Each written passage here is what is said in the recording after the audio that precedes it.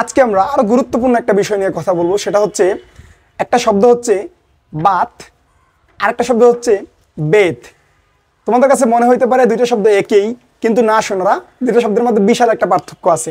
একটা শব্দ হচ্ছে বাত, BATH, বাত। বাত বাত শব্দটা একটা নাউন, যার অর্থ হচ্ছে, তোমরা জানো যে স্নান বা গোসল অর্থে ব্যবহৃত হয়ে থাকে।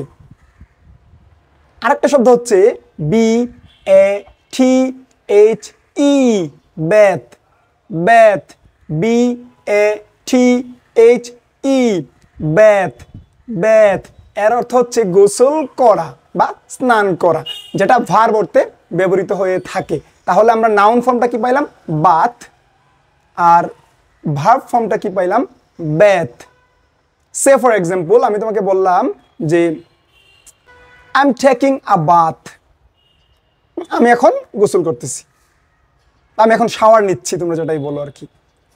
এখানে I am taking a bath, bath হচ্ছে এখানে নাউন।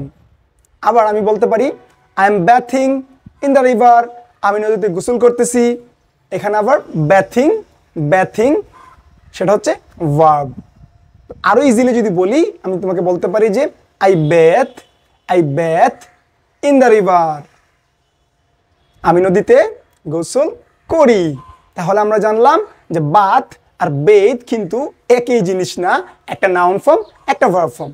আশা করি এটা নিয়ে তোমাদের আর কোনো ক্যারাবেরা লাগবে না।